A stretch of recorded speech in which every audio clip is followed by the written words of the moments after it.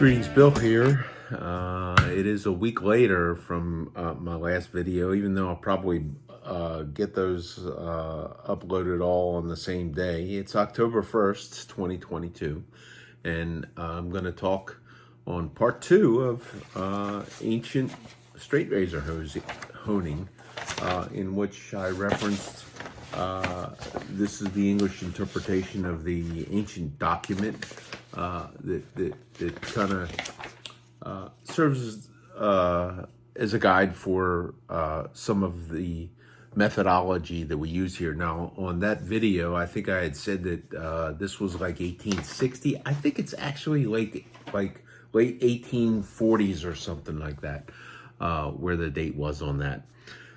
So anyhow, I threw some videos in there, or some pictures in my last video of my working with the Suhiro Gokumyo 20K stone. And it has some interesting things I saw on that, and it's like most any type of a new stone, you're gonna have to learn something about it.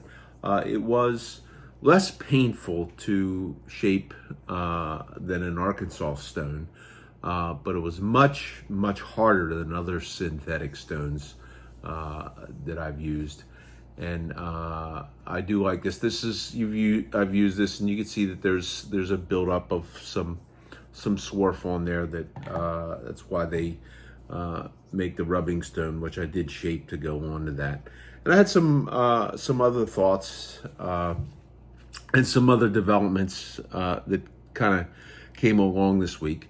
I did 3 razors where I initially tested. Okay, one was a gold dollar that I had laying around, and another one was, and I'm not so sure I ever had much hope for this. This is I think a Pakistani razor that I picked up, and I'm not so sure this was ever anything that would ever shave.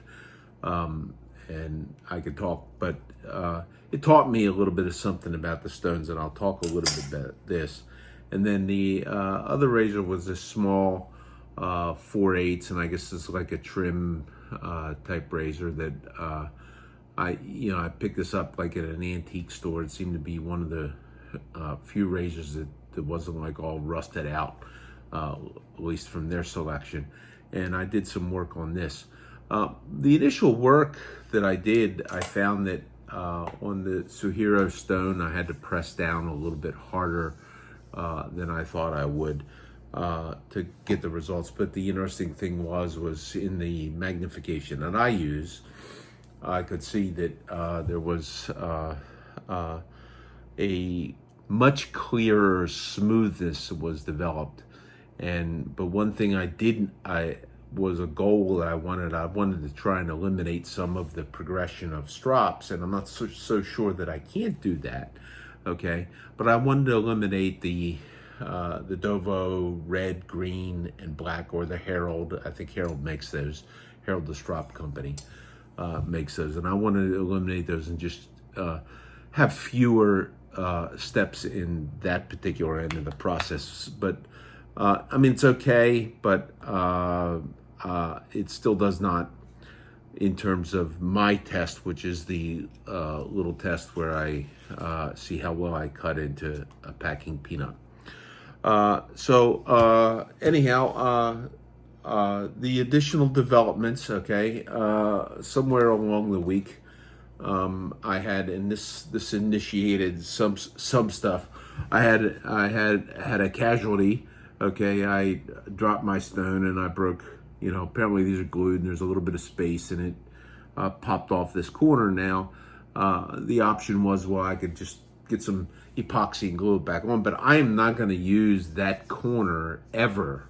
So I see no reason to be putting glue in there, and then when I lap it, have that fooling around with it. So and it was a little bit sharp, and I thought, well, let me see if I can smooth that down a little bit, okay? And how much is that going to take? Do I take a file to it or whatever?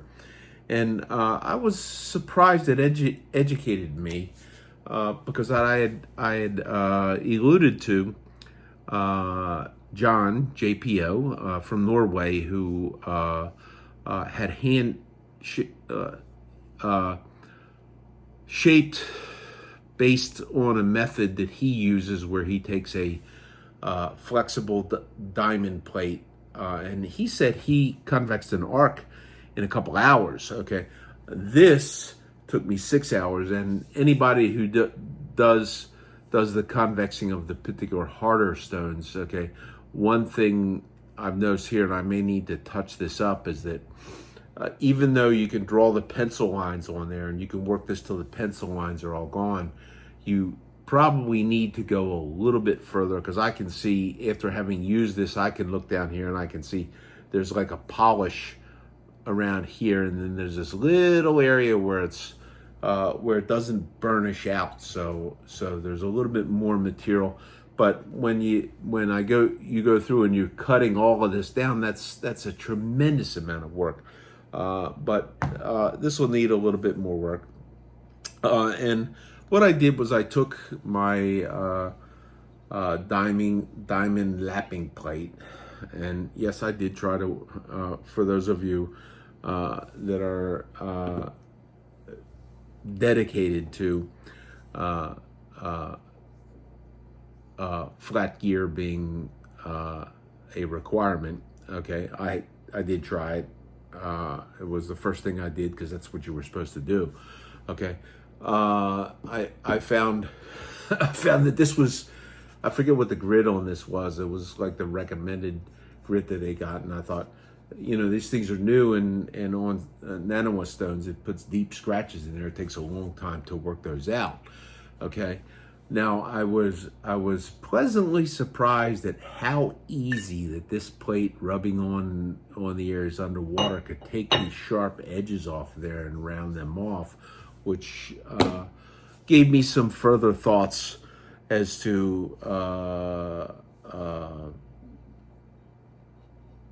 how I was going to proceed. And one of the things that I was thinking was, I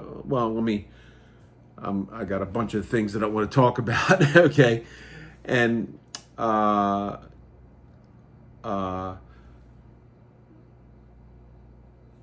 in my steps going forward, okay, I started thinking mainly about how the test razors that I had turned out. Okay, all of them were initially lacking. I didn't even shave with them, but I went through the entirety of the progression. Okay, and then I thought, well, let me take this gold dollar, and let me go back and let me work this, completely rework that. Okay, and I did get this to where I liked it with my little packing peanut test. Okay, and was pretty happy with it. I shaved with it. Okay, and this was ultimately the razor that I thought, I'm slated for a stunt shave, which after the other guys.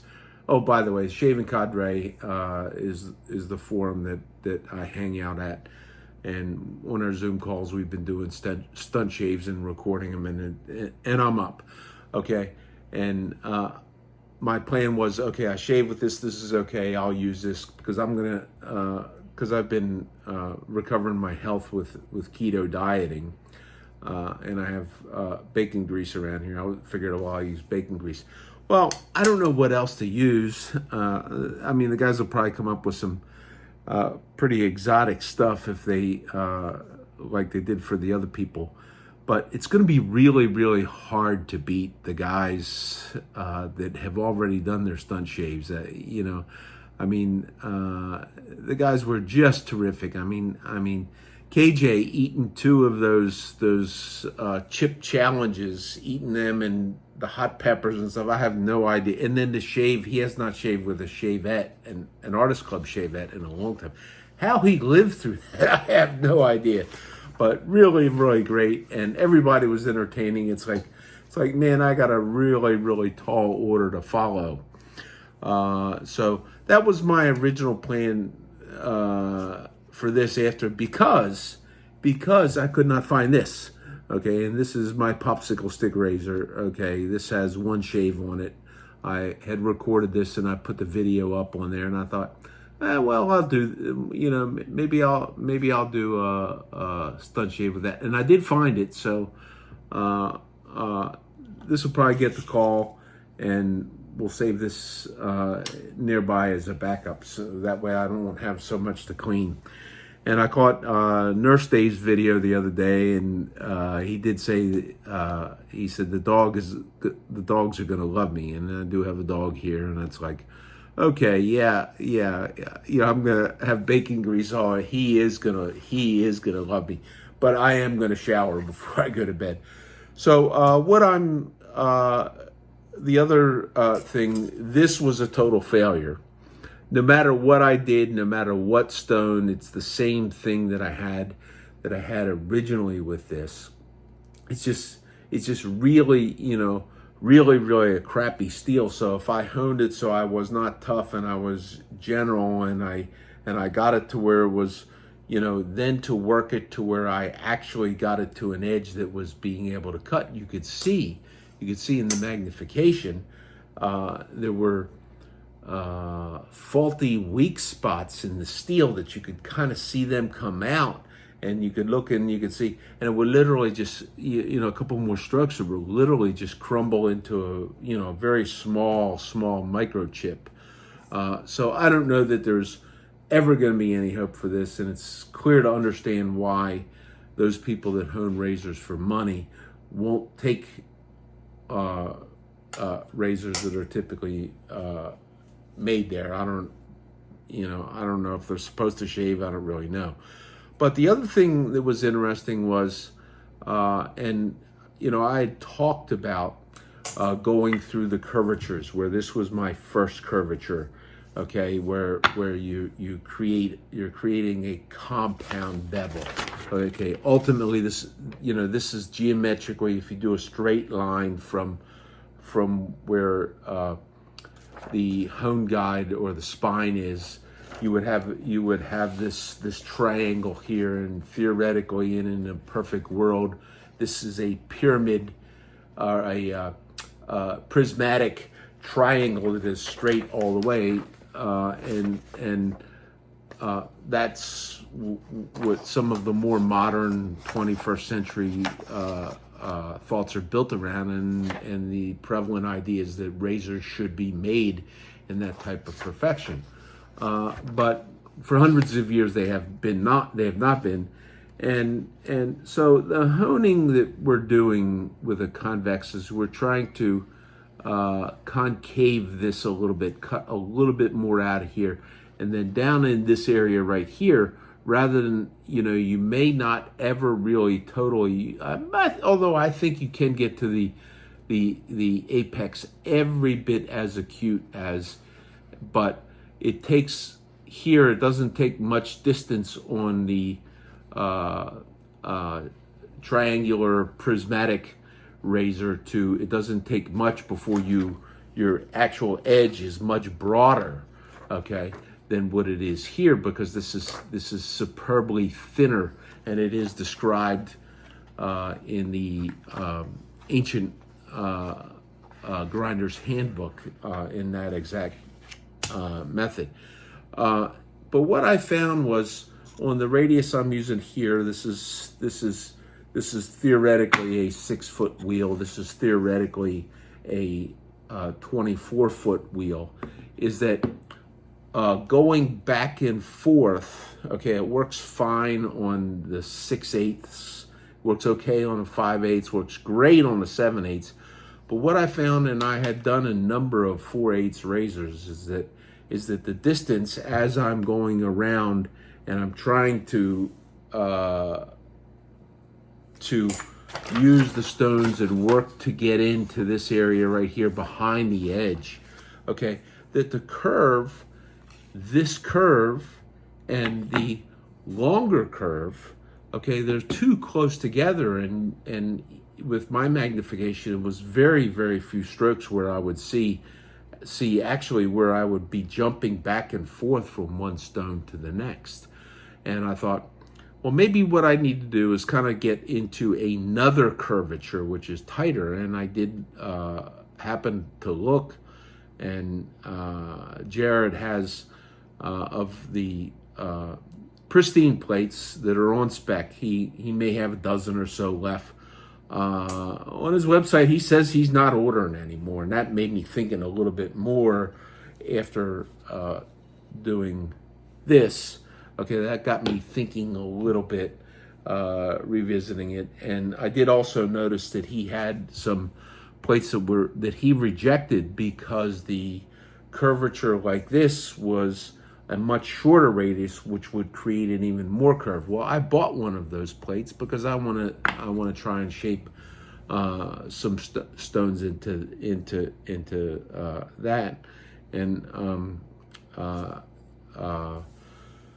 we'll see how that goes. But the other thing that I wanted to do was when I shaped those stones. Okay, one of them I'm pretty sure will be a soft arc.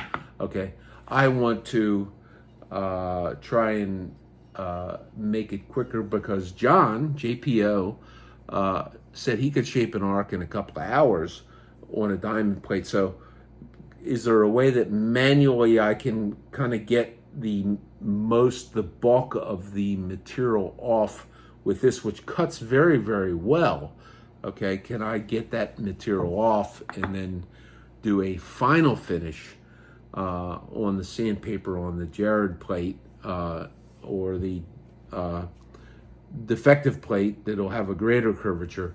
And when I do that, when I want to try and see, I want to try and see that I'm the marks that I put on there, that maybe even rather than always working around the edge first, if I can manually do the grinding away, okay, and get it close, then maybe what I'll be doing is that I'll be abrading the middle down against where I've cut in a greater relief, okay, and that'll be something I'll try. And another thing, in an exchange I had with Jared over the radius of those plates, and when I told him I got one of these, he's anxious to see how I do on this, and I think he's going to tuck in a razor, and because I think he wanted to see how smooth this is, because he's been looking at this. I know he's been looking at these for a while. This may be the finest grit, best synthetic stone for this particular type of honing style. Okay, and I think he wanted to get it under a scope, and we had a little bit of an exchange on microscopes, and so and maybe I'll throw a picture in. I ordered a microscope, and it'll be here Wednesday. So I ordered one with a 20 and a 40 binocular, wide field of view. So I could have spent a lot more money than I did. It's certainly more than any of the other visual optics that I bought before. But the idea is it does have a light. It does have glass optics rather than plastic optics, and it's something I think that'll give me the visual feedback, so that when I do whatever test or shave test, not that I think that that viewing with microscopic and magnification is the ultimate in determination, because there's loads of people that do their USB cameras and do all this stuff, and they take all these pictures and magnify them multiple times, okay, I'm just looking to see since when I hone in the convex, using a convex stone versus the triangular prism, okay, a triangular prism, everything, the geometry is always the same, okay, and for me, even the thought process on the terminology I use is a little bit different, because I don't think in terms of well, I take this razor and I set the bevel, and then I go through the progression, and once you set the bevel, the setting of the bevel is most of the work, and then everything is just polishing after that. That's not the way I think of it. I am always thinking of I want to view the target of what I'm doing, since I'm not pushing this, doing everything, all the spine, all the blade. I'm not doing everything all at once. I'm selectively doing this. I want to see what areas might need a little bit more attention, where I can apply the skill to okay, because I always know in this method, I always know that you always need to spend more time on the heel. It's proven to me again and again and again, because just even you're going to take this and you're going to go, and as soon as you move, you have the least amount of abrasion on the heel of anything, and you have the most on the toe. So you have to spend more time focusing on the heel. And I think a microscope will help me see where I'm at. And then if I find something I don't really like in the shave or in my test, then that'll come through. So that's the update on where I'm at, okay? And I should be able to be doing some new stuff. Whether I'm gonna, what I may do, okay, I may redo this, okay, and I may actually cut in a little bit on this and then go back to the progression of sandpaper on my plate, so that if I manually cut in around here, which is what, once these lapping plates have disappeared, Jared has said he'll offer to interested parties, he'll offer them the digital file for the shape on that, which really takes the wind out of the argument that the only reason that he did this convex thinging was to sell plates or to sell stones. It's like, no. I guarantee you he ain't retiring on stones or plates. And matter of fact, even on stones, when he found out that I'm looking to use that other plate to create some other things on Arkansas's, and he has the only one that I know of in the world. He has a 3x10 Arkansas that is convexed on that plate, okay? And I think his PTSD kicked in when he heard that I was gonna take some marks and put some curvature in them. But yet, John in Norway says he didn't have that much trouble with that. So maybe the idea is that the sandpaper abrasive is just so painfully slow. And I doubt if somebody had a plate that was, unless you were just made of money, okay, to have a plate made in those dimensions over there of stainless, okay, and then have it coated with an abrasive, a diamond abrasive like this is, I imagine, would be a costly endeavor, okay? And then, what happens when you need to, when the thing wears down and you need to redo it? Is there somebody that can redo that? I don't know. And then if you want to do like I do, where I'm looking to get 1 radius, 2 radius, 3 radius, and all of them, maybe with the exception of the shortest radius, the most curvy, that might not even be an ellipse. Those plates may have, the way that they came out as defective. The curvier they are, the less likely, the curvier they are. Okay, so if you did this particular stone, the curvier they are in this direction, the more flat they're going to be in this direction.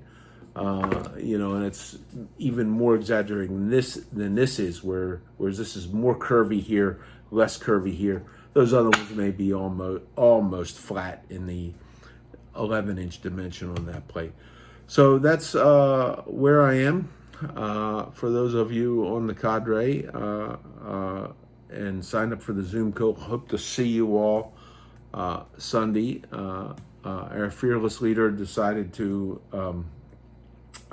take a day off, and we wish him happy, safe, and a very, very relaxing time away.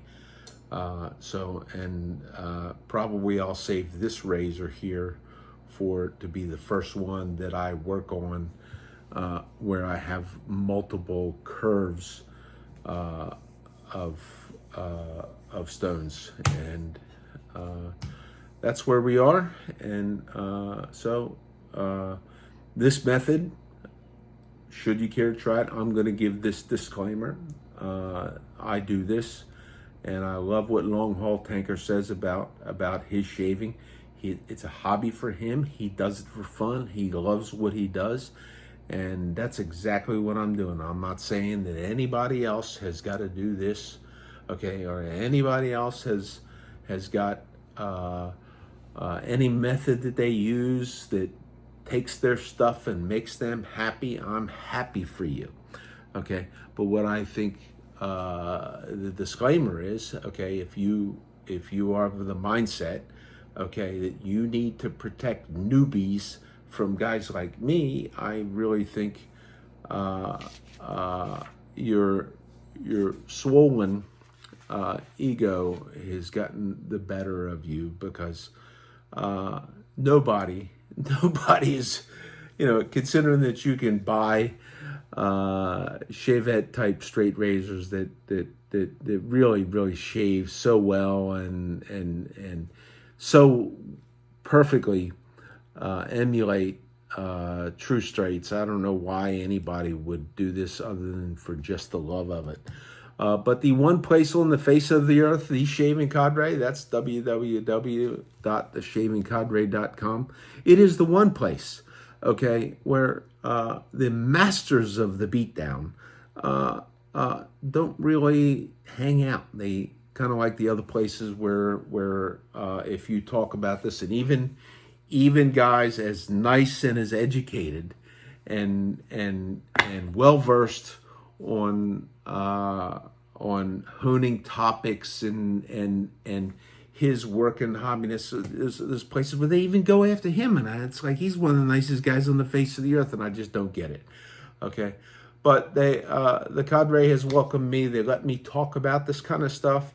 There are a few people who have dabbled in it, and that's really what, as far as I'm concerned, Shave Forum should be about, is people enjoying their hobby and sharing their experiences and enjoying the other people for the people that they are. So, Bill out. We'll see you. Those of you on the Zoom call, we'll see you there on the Zoom call. And I'm going to try and record that and try and get that up on YouTube. I doubt it'll get up Sunday night. Probably won't be till sometime Monday that I have the time to get that all finished up and put up. So you all take care, and thanks for tuning in again. Bill out.